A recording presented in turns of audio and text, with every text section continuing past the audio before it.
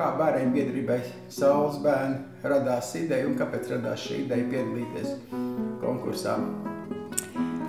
Protams, pirmām kārtām jau jāpasaka paldies Sabiedrības integrācijas fondam, kurš izsludināja šādu konkursu. Mēs apsvērām savas iespējas, savu varēšanu, apsvērām partnerus, ar kuriem mēs sadarbojamies un konstatējam, ka tie ir gana daudz bērnu namu.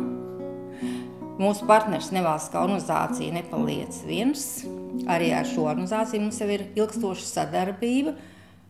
Un lēmām, kāpēc nemēģināt? Nu, ja kāds dāmas, ja neko nemēģina, tad nekas nenotiek. Jā. Kāda ir jūsu partneri šīs institūcijas, pēc kāda principa jūs viņus izvēlēties?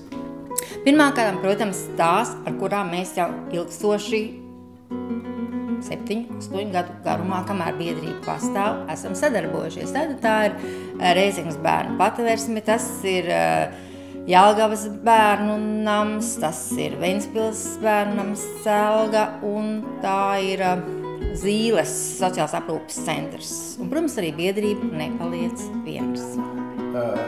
Jūs speciāli nolēmuši aptvert visus Latvijas reģionus? Jā, tā doma bija gan. Lai, teiksim, varbūt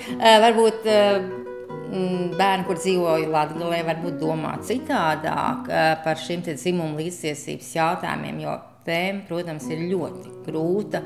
Un šajā momentā mēs arī tiekamies darba grupās un pārunājam, kā tad ir tie jautājumi, kuri būtu jāuzdod bērnam, lai varētu veikt iespējami kvalitatīvu šo te pētījumu. Atgriežas pie vārda pētījums. Kāda ir šī projekta būtība? Kas notiks? Kur notiks?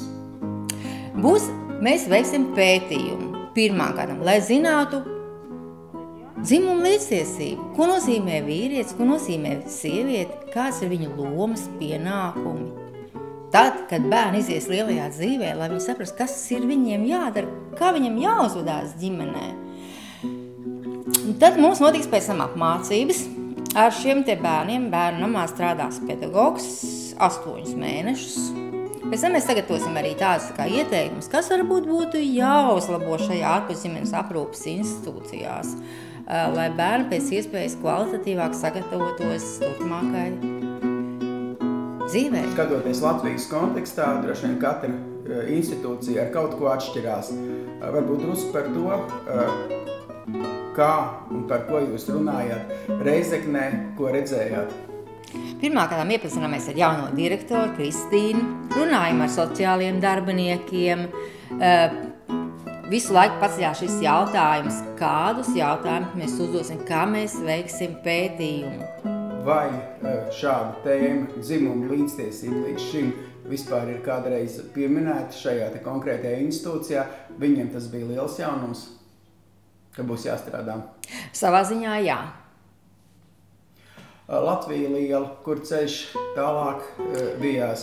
Brauksim nedēļas nogalē uz Ventspili. Jā, bet es saprotu, ka pa ceļam uz Ventspili, gribot, negribot, ir tāda pilsēta, ko sauc par Jelgavu, varbūt drusku par Jelgavu. Jā, arī Jelgavā mēs pabūsim. Tātad Jelgavā dzīvo gana daudz, dzīvo 60 bērni apmēram.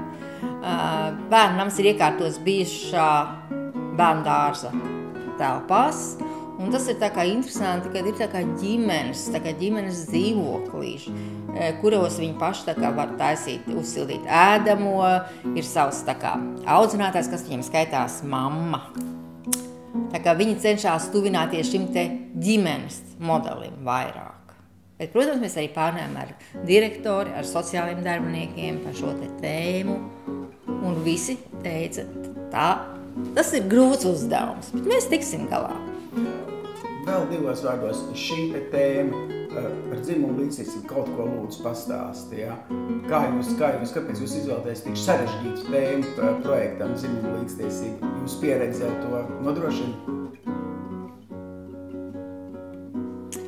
Tieši šādu projektu mēs neesam nevienu realizējuši par dzimumu līdztiesību. Un tomēr mēs uz katra soļa ar šo lietu saskaramies, ja mēs atbraucam uz bērnam, jo man liekas, ka viņiem šīs lomas tomēr īsti skaidras nav, atrauti dzīvojot no ģimeniskās vides.